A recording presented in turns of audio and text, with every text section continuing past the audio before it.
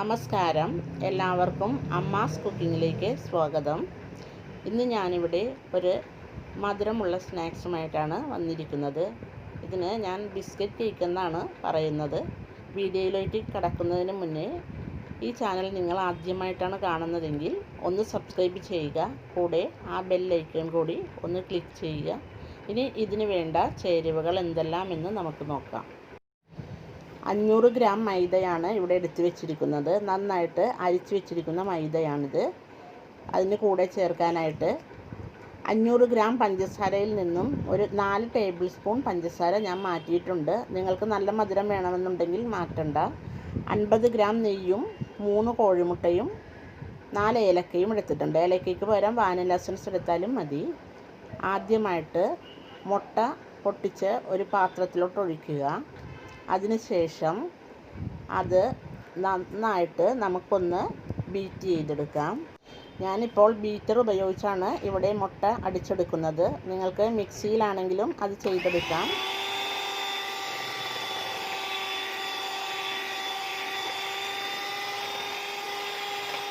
മുട്ട ഒരുവിധം ബീറ്റായതിനു ശേഷം നമ്മൾ മിക്സിയിൽ പൊടിച്ചു വെച്ചിരിക്കുന്ന പഞ്ചസാര കുറേശ്ശെയായി അതിനകത്ത് ചേർത്ത് നന്നായിട്ട് ബീറ്റ് ചെയ്ത് കൊടുക്കുക.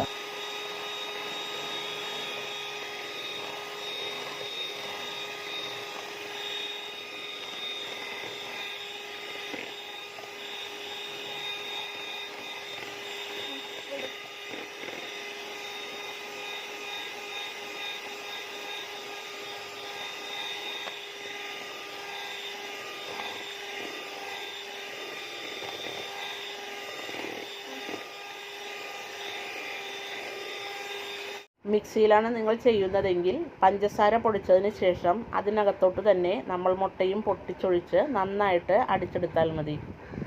ഇതിപ്പോൾ നന്നായിട്ട് മിക്സ് ആയിട്ടുണ്ട്. ഇനി ഇതിനകത്തോട്ട് എടുത്തു വെച്ചിരിക്കുന്ന ഏലക്ക നമുക്ക് ചേർത്ത് കൊടുക്കാം. വാനില എസൻസ് ആണെങ്കിലും ചേർത്താൽ മതി. 50 ഗ്രാം നെയ്യ് ഞാൻ എടുത്ത് വെച്ചിട്ടുണ്ടായിരുന്നു. അത് ഇതിനകത്തോട്ട് ചേർത്ത് കൊടുത്ത് മൈദയും ചേർത്ത് നമുക്ക് നന്നായിട്ട് കുഴച്ചെടുക്കാം. പ്രത്യേകിച്ച് വേറെ വെള്ളമൊന്നും തന്നെ ഇതിനകത്ത് ചേർക്കുന്നില്ല. ഇതിൽ തന്നെ നന്നായിട്ട് മിക്സ് ചെയ്ത് ചപ്പാത്തി മാവിൻ്റെ പാകത്തിനാണ് നമുക്കിത് കിട്ടേണ്ടത്. നന്നായിട്ട് എല്ലാം കൂടി യോജിപ്പിച്ച് നല്ല ഒരു ചപ്പാത്തിയുടെ പരുവത്തിൽ കുഴച്ചെടുക്കാം.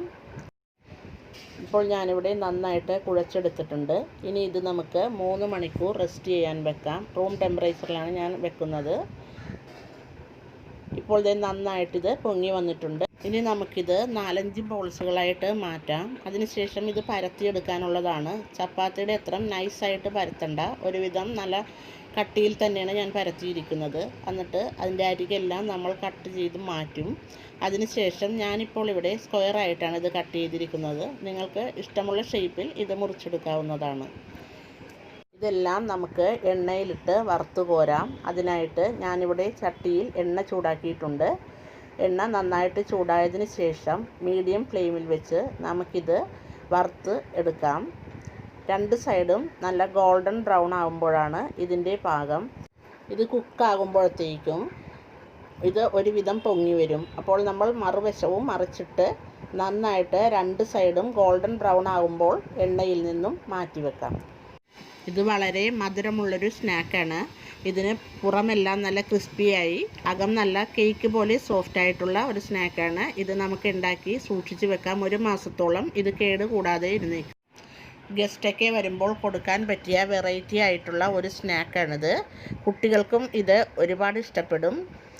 നിങ്ങൾക്കും ഇത് ഇഷ്ടമായെങ്കിൽ നിങ്ങൾ ട്രൈ ചെയ്ത് നോക്കുക. ഇഷ്ടമായെങ്കിൽ ഫ്രണ്ട്സുമായിട്ട് ഷെയർ ചെയ്യുക, കമൻറ്റ് ചെയ്യുക, സബ്സ്ക്രൈബ് ചെയ്യുക. കൂടെ ആ ബെല്ലൈക്കൺ കൂടി ഒന്ന് ക്ലിക്ക് ചെയ്യുക. എല്ലാവർക്കും നന്ദി.